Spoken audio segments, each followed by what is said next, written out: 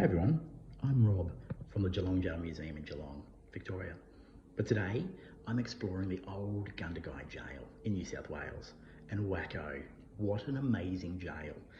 Now this jail opened in 1859 and is very different to the colonial jails of Victoria. This isn't a Pentonville design. It's a lot smaller. It only has 6 cells, some of which are doubles and some of which are dormitories.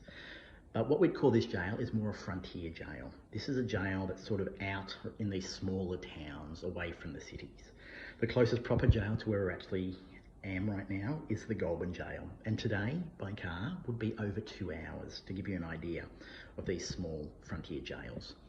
But this end of the jail I wanted to show you. It's interesting because this jail opened in 1859, so it is quite early in Victorian history, not so early in New South Wales colonial history. But we do have the amazing wooden doors of the cells down this end. Unlike the other end of the jail is where we have the cast iron cells. But if you walk in here into this cell, this is quite an interesting cell, and I just wanted to show you this because we had quite an interesting character spend a bit of time here. A man by the name of Andrew Scott, or better known in Australian bushranger history as Captain Moonlite. Now, Captain Moonlite is a very interesting character in the fact that he's Australia's only openly gay bushranger.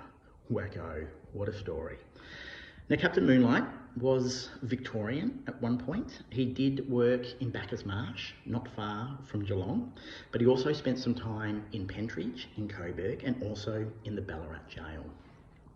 Now, being a bushranger, he made his way up here to New South Wales, and with his close friend and lover, Nesbitt, had a shootout with police close to Wagga Wagga, and he was brought here and he was locked up here after Nesbitt had been killed by police. He was housed in this cell until he was transferred to Darlinghurst Prison in Sydney, where he would be executed in 1880.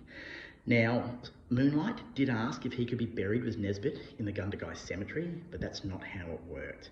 He was taken to the Rookwood Cemetery in Sydney and buried in an unmarked grave.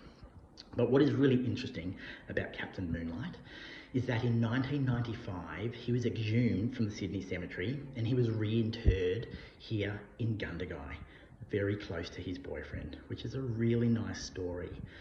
But before he was actually buried in the Gundagai Cemetery, he was brought back to this jail and he was housed yet again. His body was housed here before the ceremony began, and he was taken from here to the Gundagai Cemetery with almost the whole town in procession.